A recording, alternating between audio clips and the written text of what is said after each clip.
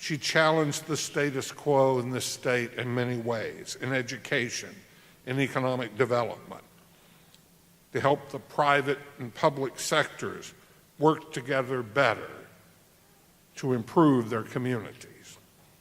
She was Secretary of Commerce, Tourism, and Workforce Development for the state of Oklahoma from 2003 to 2006. As the top economic development officer for the state, she led the charge to bring Dell Computer to Oklahoma, providing this state with thousands of quality jobs. She co-chaired a statewide plan to implement a major research endowment to support job development in Oklahoma. She was elected mayor of Tulsa in 2006 and served for 3 years, where she had led the most comprehensive land development plan for Tulsa in a generation. And I might say, while our speaker was mayor of Tulsa, another OU grad, Mick Cornett, was mayor of Oklahoma City. So we had twin Gaylord graduates running the two biggest metropolitan areas of the state. There's just nothing that people who graduate from this college can do. In Tulsa, she worked tirelessly to improve and support public education and develop programs to provide 500 mentors for at-risk youth. She's a practicing attorney with the Tulsa law firm of McAfee and Taft. She has spent the last semester a little closer to the academic life. She was at Harvard University's Institute of Politics, located in the John F. Kennedy School of Government in Cambridge, Massachusetts, where she taught there for a semester. So she's fresh from that experience, and we're very grateful to have her back in Norman, back at her alma mater. Let's welcome Kathy Taylor. Well, good afternoon. It is great to be home to a college and a university that I believe gave me an amazing start in life. So thank you, Dean Foote, faculty, staff, special honorees, and guests. But most of all, thank you to the class of 2012 for allowing me to come back and share this amazing day with you.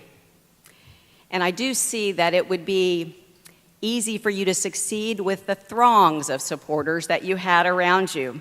I'm sure many of these in the audience are those who put your very first A on the refrigerator, who helped you when you skinned that first knee and when you had your first loss, special mentors.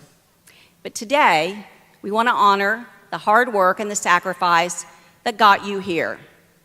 There may have been, if college was as it was when I was there, just a few caffeine-filled all-nighters.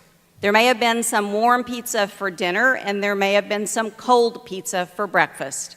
And I can already tell by the discussions I overheard as we were waiting to walk in that you have memories that will last you a lifetime. Now, I vividly remember the day I was graduated from OU with my journalism degree, and I remember two things about my speaker, Dr. Linus Pauling. He told me to take vitamin C every day, and I have. His remarks were very short, as mine will be. Now, when I was graduated, Grease, Superman, and Animal House were the top movies of the year. Now, those three movies pretty much sum up that era. Idealistic, a bit naive, and frankly, always ready for a good party. So if you throw in some embarrassing bell-bottoms and a really bad hairdo, you'd have a picture of me way back then. Luckily, I do not think they have been digitized.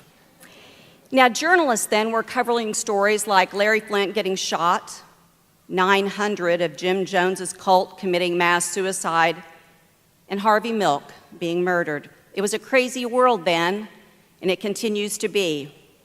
But there's one significant difference in the world to which you will go and practice your craft.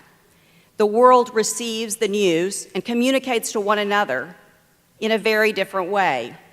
In my day, I typed 25 words a minute on a manual typewriter. Those are probably gone now or in the museum. There were about 3 television stations. There were some newspapers and radios, and there was magazines. That was it. Today we have those, plus websites, blogs, apps, push notifications, social media, countless television stations, countless websites, countless ways for the public to be fed information. Now, I've had this discussion with others, and they say that they think that means the world of journalism has been diluted because of all this media. We no longer have to rely upon the Tom Tuckers or the Ron Burgundys of the world. And I'm so glad that you got the Family Guy and the Will Ferrell reference, because I thought a former mayor, 1978 graduate, I might get a few cool points if I put that one in. But we don't have to wait for the 6 o'clock news anymore. You can just take out your iPhone that's always with you, and you can see what's going on in the world by looking at your news feed. But I ask you, class of 2012, don't confuse the expanding media outlets with a dilution of your power or a dilution of your responsibility. You are now more connected to the world with fewer barriers to finding and telling the truth. Therefore, your power and responsibility has not been diluted. It has grown exponentially. Your voice is not limited. You can blast, you can broadcast, publish, and post within seconds. And within seconds, you will be heard. And in your chosen fields of study within the Gaylord College of Journalism and Mass Communication, your voice will be powerful. You could be writing an article for the New York Times, running an ad campaign for a company or a politician, or broadcasting the latest news on the radio. With your unlimited access to the public mind, I hope you'll remember this, that with great power comes great responsibility. Will you use your voice to speak the truth, or be pressured to sensationalize a story for ratings? Will you use your voice to give positive recognition, or to degrade a person's character? Will you use your voice with integrity? I know you've been taught well at this college. I know the decision you'll make. And I hope that you will help promote a vibrant and truthful public dialogue, and then you will shape a better world for the future. So today is about the next chapter in your life, and I know you will have a wonderful celebration as you reminisce about the past and you contemplate the person that you'll be. You're fortunate to have great teachers, caring family and friends, and a determination to succeed. Today, you join a very elite group in America. Fewer than 26% of the people in America have a college degree, and when you go to graduate and doctoral degrees, it's less than 10%. Yet in 2018, 57% in the jobs of America will require a 4-year college degree. So please remember that there are some, actually there are many, that are not as fortunate as each of you. In our country today, 1 in 4 kids fails to receive a high school diploma, which means we lose an entire graduating class in a high school every 4 years. In 50 of America's largest cities, 50% of the high school students do not receive their college diploma on time. For these kids, it means they're 8 times more likely to go to prison. They're 2 times more likely to be unemployed, and they're 3 times more likely to live in poverty. But what does that mean for you? You are about to receive your college degree. You've worked hard. Well, it means that you're going to pay for increased costs for prison populations. You'll have fewer trained workers to hire for companies you start. You'll have higher health care costs, and you'll have increased costs of public safety. And what it means in Oklahoma is that we spend 2.8 times more money on each prisoner than we do on public school students. It's bad for high school dropouts, it's bad for you, and it's devastating for our country. But I tell you this because I'm counting on you to help me change these statistics. This is a great moment for you, a great achievement, but I believe there's a better moment and a better feeling that awaits you. It's great to reach your own goals, but it is exponentially more exhilarating to help guide someone else in accomplishing their dreams.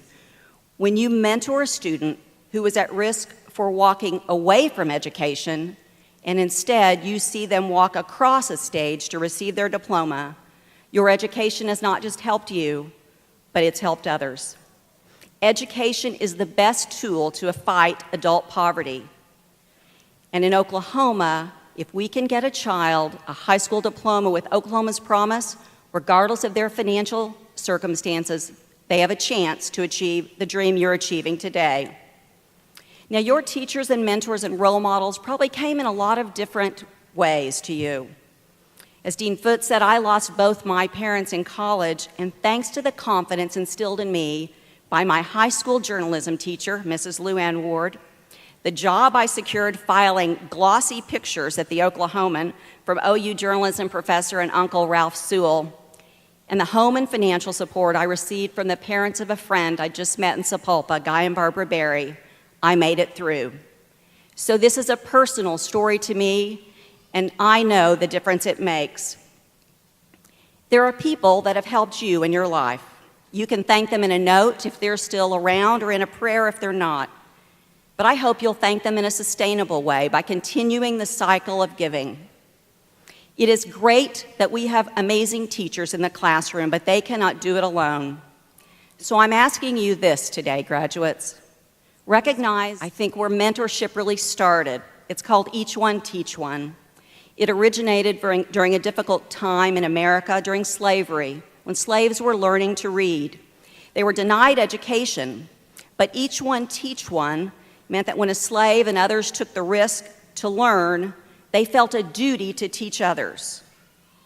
I believe we've been given the gift of education, and we have that duty, each of us, to teach another.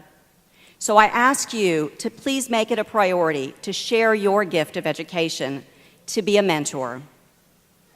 As Margaret Mead said in my very favorite quote, never doubt that a small group of committed people can change the world. It's the only thing that ever has. So today is yours. Enjoy in it, revel in it, and celebrate.